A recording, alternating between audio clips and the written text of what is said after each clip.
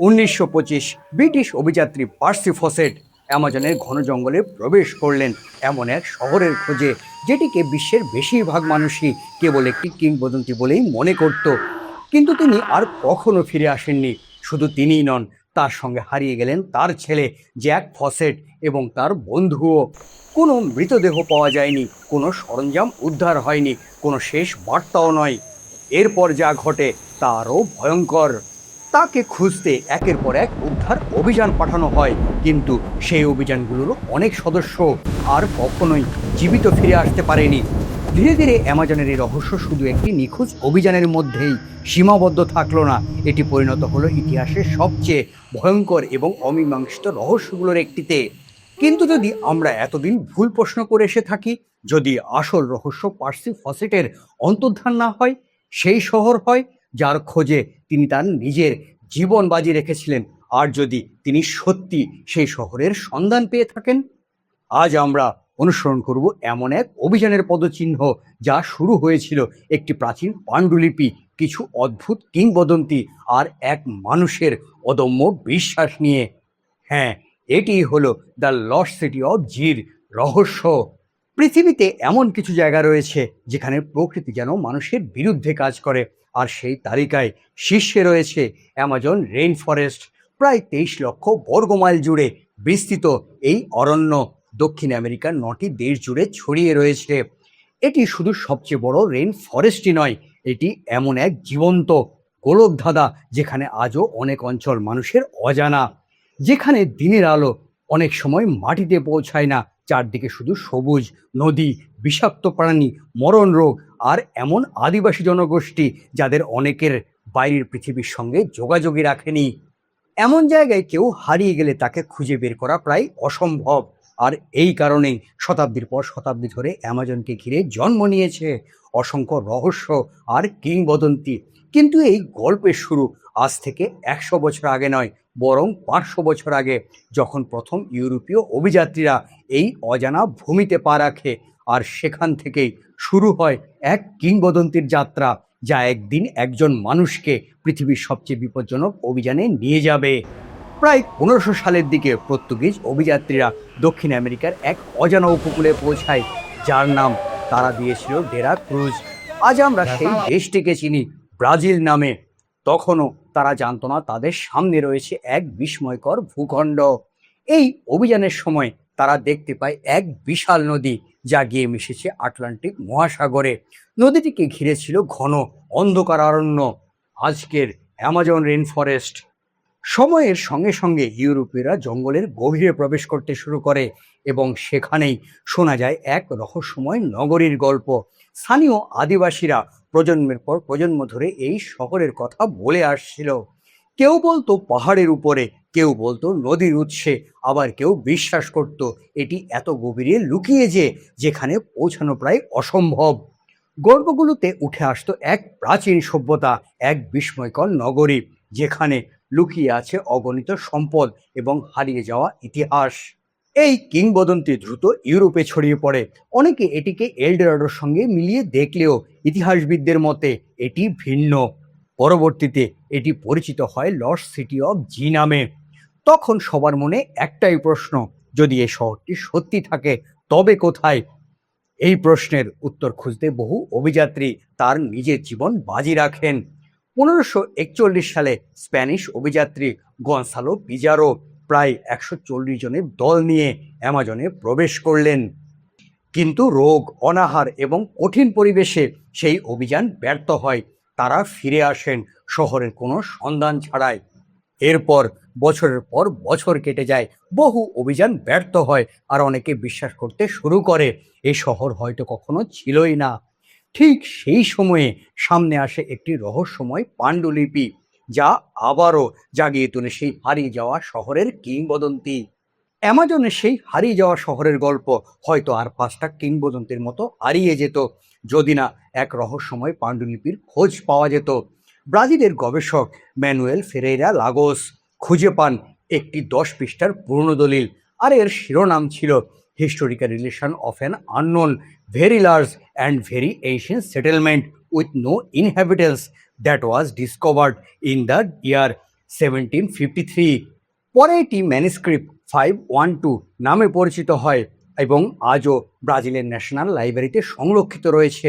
পাণ্ডুলিপিতে বলা হয়েছে 1753 সালে একদল পর্তুগিজ বান্দেরান্তেস অভিযাত্রী ব্রাজিলের বাহিয়া অঞ্চলের এক প্রাচীন শহরের খোঁজ পেয়েছিলেন।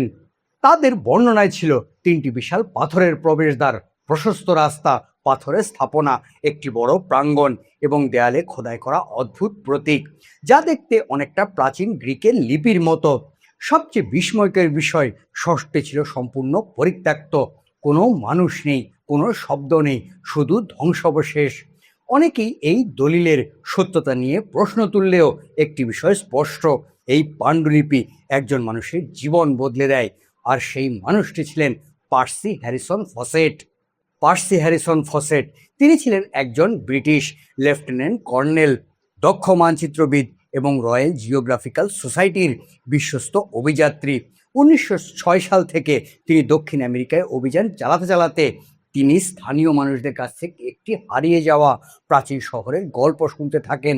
শুরুতে এগুলো লোককথা বলে মনে হলেও ম্যানুস্ক্রিপ্ট 512 হাতে পাওয়ার পর তিনি নিশ্চিত হন এই শহরটি বাস্তব, আর তিনি এই শহরের নাম দেন সিটি অফ জি। তার বিশ্বাস ছিল তাপাজো এবং সিঙ্গু নদীর মাঝের জঙ্গলে লুকিয়ে আছে এই শহর। 1920 সালে প্রথম অভিযান ব্যর্থ হলেও তিনি হাল ছাড়েননি। অবশেষে 1925 সালে ছেলে জ্যাক ফসেট এবং তার বন্ধু জার্লি রিমেলকে নিয়ে তিনি আবার যাত্রা শুরু করেন। ব্রাজিলের কুইয়াবা থেকে যাত্রা শুরু হওয়া এই অভিযানে তিনি প্রতিনিয়ত তার স্ত্রী নিনা ফসেটকে চিঠি লিখতেন। তার শেষ নিশ্চিত অবস্থান ছিল ক্যাম্প ডেড হর্স। সেখান থেকে তিনি শেষ চিঠি পাঠান। চিঠিতে তিনি সতর্ক করেন, যদি তিনি ফিরে না আসেন তাকে যেন কেউ খুঁজতে না আসে।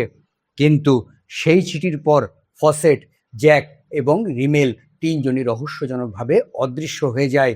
শেষ চিঠিতে পাঠানোর পর কেটে যায় প্রায় কয়েক সপ্তাহ, এরপর কয়েক মাস, কিন্তু পার্সি ফসেটের কাছ থেকে আর কোনো খবর আসে না। কোনো বার্তা নয়, কোনো সংকেত নয়, কোনো খোঁজও নয়।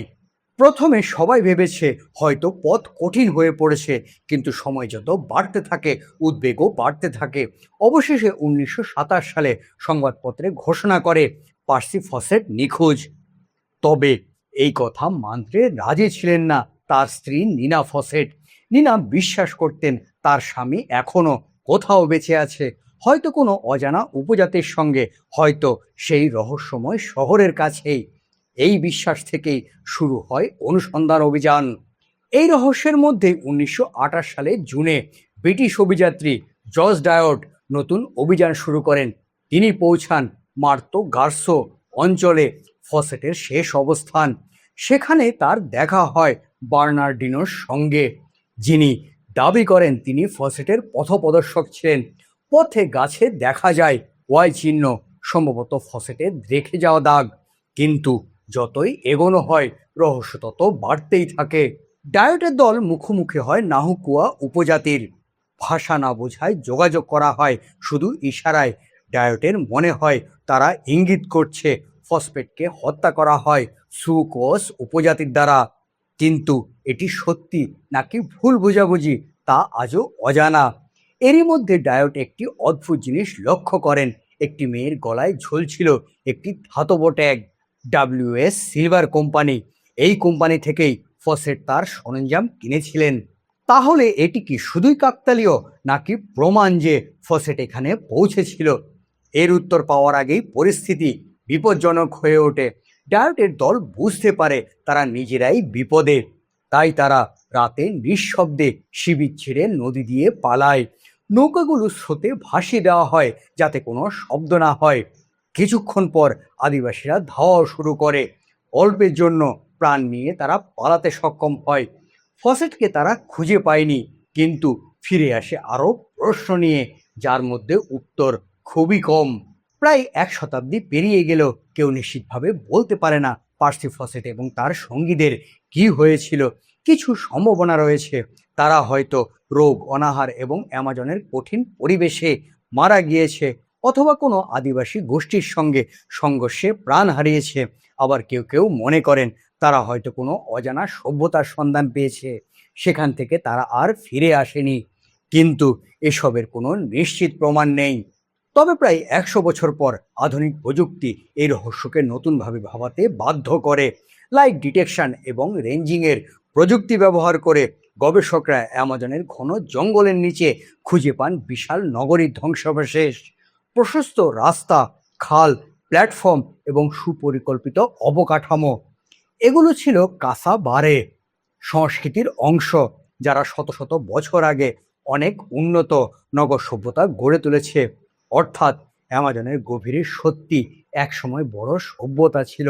হয়তো ফসফেট ভুল ছিলেন না, হয়তো তিনি যে শহরের খোঁজ করছিলেন সেটি ঠিক সিটি অফ জেড ছিল না, কিন্তু তার ধারণা অ্যামাজনের গভীরে লুকিয়ে থাকা এক উন্নত সভ্যতা আজ পুরোপুরি অস্বীকারও করা যায় না। এই হলো লস্ট সিটি অফ জেড নিয়ে অল্প কিছু কথা।